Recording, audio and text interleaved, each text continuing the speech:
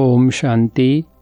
आज की मुरली का सार, इस सभा में बाहर मुखी बनकर नहीं बैठना है, बाप की याद में रहना है। मित्र संबंधी अथवा धंधे आदि को याद करने से वायुमंडल में विघ्न पड़ता है। प्रश्न है, तुम बच्चों के रूहानी ड्रिल की विशेषता क्या है जिसे मनुष्य नहीं कर सकते? उत्तर है, तुम्हारी रूहानी ड्रिल बुद्धि की है। उसकी विशेषता यही है, जो तुम आशिक बन अपने मासूक को याद करते हो। इसका ही इशारा गीता में भी आया है, मन मना भव। परंतु मनुष्य अपने मासूक परमात्मा को जानते ही नहीं, तो ड्रिल कैसे कर सकेंगे? वे तो एक दो को जिस्मानी ड्रिल सिखलाते हैं। सुनते हैं मुख्य पॉइंट्स। पहली पॉइंट, अब तुम बच्चे कितने खुशी में हो। माया के तूफान तो बहुत आएंगे। बेहद की बॉक्सिंग है। हर एक की 5 विकारों के साथ युद्ध चलती है। हम चाहते हैं बाबा को निरंतर याद करें। माया हमारा योग उड़ा देती है। एक खेल भी दिखाते हैं, परमात्मा अपनी तरफ खींचते हैं, माया अपनी तरफ। ऐसा एक नाटक बनाया है। बाइस्कोप का फैशन अभी निकला है। तुमको ड्रामा अनुसार बाइस्कोप पर ही समझाना था। नाटक में तो बदली सदली होती है। यह तो अनादि अविनाशी ड्रामा बना बनाया है। बनी बनाई बन रही। फलाना मर गया, इतना ही पार्ट था। हम चिंता क्यों करें? ड्रामा है ना। शरीर छोड़ दिया फिर थोड़े ही आ सकता। रोने से फ़ायदा ही क्या? इसका नाम ही है दुख धाम। दूसरी पॉइंट, सतयुग में मोह जीत राजाएं होते हैं। इस पर कहानी भी है। सतयुग में मोह की बात होती नहीं। यहाँ तो मनुष्यों का कितना मोह है। किसको रोना न आए तो रोकर भी उनको रुला देंगे, तो समझें कि यह अफसोस करते हैं, नहीं तो गलानी हो जाए। भारत में ही यह सब रिवाज है। भारत में ही सुख, भारत में ही बहुत दुख होता है।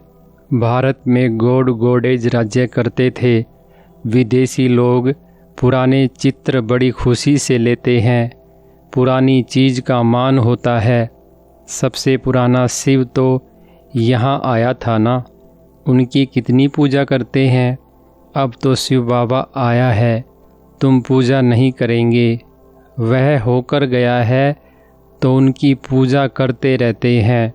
तीसरी पॉइंट, यहाँ बैठे कोई अपने मित्र संबंधियों धंधे आदि को याद करते रहते हैं, तो वायुमंडल में विघ्न डालते हैं।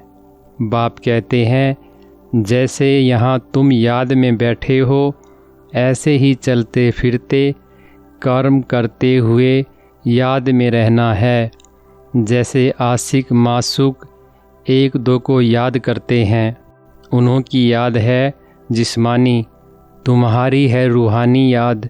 आत्माएं भक्ति मार्ग में भी आशिक होती हैं परमपिता परमात्मा मासूक की, परंतु मासूक को जानते नहीं हैं, न अपनी आत्मा को जानते हैं। मासूक बाप आया हुआ है। भक्ति मार्ग से लेकर आत्माएं आशिक बनी हैं। यह है ही आत्माओं और परमात्मा की बात। चौथी पॉइंट, तुम अभी ब्राह्मण बच्चे बने हो। तुम्हारे में भी नंबरवार पुरुषार्थ अनुसार हैं। तुम बच्चों को पूरा निश्चय होना चाहिए कि हम अब नरकवासी से स्वर्गवासी 21 जन्म लिए बनते हैं। कोई मरता है तो कहते हैं स्वर्गवासी हुआ, परंतु कितने समय के लिए स्वर्गवासी हुआ यह कोई भी नहीं जानते हैं।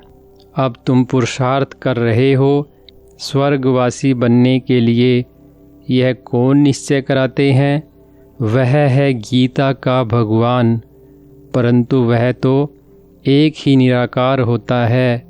मनुष्य समझते हैं निराकार तो निराकार ही है, वह कैसे यहाँ आकर सिखाएंगे।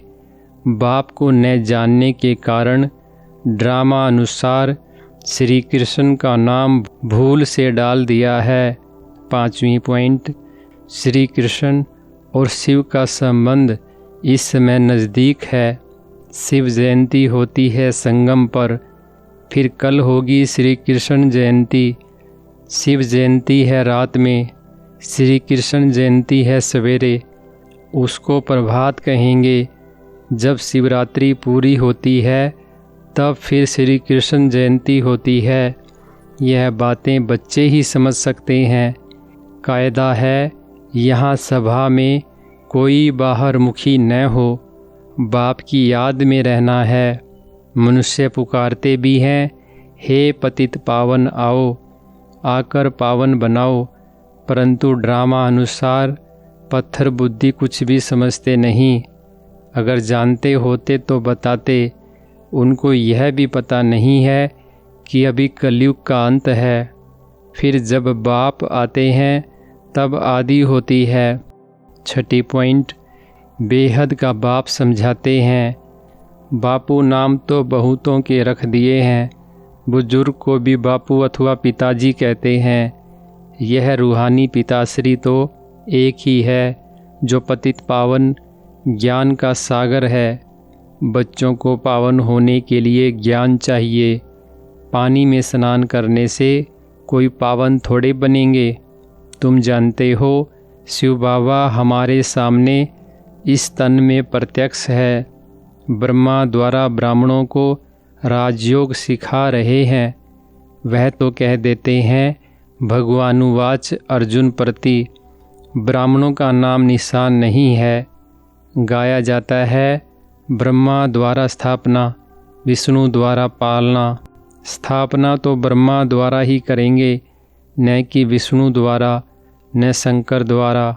7वीं पॉइंट, बाबा कहते हैं माया बड़ी दुस्तर है, अच्छे अच्छे महारथियों को भी हरा देती है। ज्ञान लेते लेते कहाँ ग्रहचारी बैठ जाती है। आश्चर्यवत हमारा बनंती कथंती, अहो माया फिर भी भागंती हो जाते हैं। कमाई में ग्रहचारी बैठ जाती है। राहु का ग्रहण सबको लगा हुआ है। अभी तुम्हारे पर बृहस्पति की दशा बैठी है, फिर चलते चलते कोई पर राहु का ग्रहण बैठ जाता है। तब कहते हैं महान कमबख्त इस दुनिया में, देखना हो तो यहाँ देखो। 8वीं पॉइंट, बाप इशारा देते हैं भारतवासी जो देवी देवताओं को मानने वाले हैं उन्होंने ज़रूर 84 जन्म भोगे हैं। जो देवी देवताओं के भगत हैं कोशिश कर उनको समझाओ। बाप कैसे आकर 3 धर्म स्थापन करते हैं, ब्राह्मण, सूर्यवंशी, चंद्रवंशी। तीनों धर्म बाप स्थापन करते हैं। आधा कल्प फिर और कोई धर्म स्थापन नहीं होता है। फिर आधा कल्प में कितने मठ पंथ आदि धर्म ढेर के ढेर स्थापन होते हैं। यहाँ बाप आधा कल्प के लिए एक धर्म की स्थापना करते हैं, कोई और में पावर नहीं। सभी आत्माएं शांति में चली जाती हैं। तुम सुख में आते हो, उस समय दुख कोई है नहीं जो गॉड को याद करें। 9वीं पॉइंट, यह संगम युग है कल्याणकारी। कुंभ कहते हैं ना, कुंभ कहा जाता है मेले को। नदी आकर सागर से मिलती है, आत्मा आकर परमात्मा से मिलती है, इसको कुंभ कहते हैं। आत्मा और परमात्मा का मेला भी तुम देखते हो। तुम आपस में मिलते हो, सेमिनार करते हो, इसको कुंभ नहीं कहेंगे। सागर तो अपनी जगह पर बैठे हैं, इस तन में है ना। जहाँ इनका तन वहाँ ज्ञान का सागर है। बाकी तुम आपस में ज्ञान गंगाएं मिलती हो। नदियाँ छोटी बड़ी तो होती है ना, वहाँ स्नान करने जाते हैं। गंगा जमुना सरस्वती आदि तो है ही। देहली जमुना का कंठा है स्वर्ग। दिल्ली के लिए कहते हैं परिस्तान था जब लक्ष्मी नारायण का राज्य था, ऐसे नहीं कि श्री कृष्ण का राज्य था। राधे कृष्ण युगल हों तब राज्य कर सकें। वरदान है स्वयं के टेंशन पर अटेंशन देकर विश्व का टेंशन समाप्त करने वाले विश्व कल्याणकारी भव।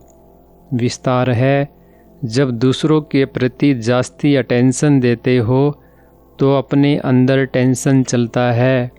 इसलिए विस्तार करने के बजाय सार स्वरूप में स्थित हो जाओ। क्वांटिटी के संकल्पों को समाकर क्वालिटी वाले संकल्प करो। पहले अपने टेंशन पर अटेंशन दो, तब विश्व में जो अनेक प्रकार के टेंशन हैं उनको समाप्त कर विश्व कल्याणकारी बन सकेंगे। पहले अपने आप को देखो, अपनी सर्विस फर्स्ट। अपनी सर्विस की तो दूसरों की सर्विस स्वतः हो जाएगी। स्लोगन है योग की अनुभूति करनी है तो दृढ़ता की शक्ति से मन को कंट्रोल करो।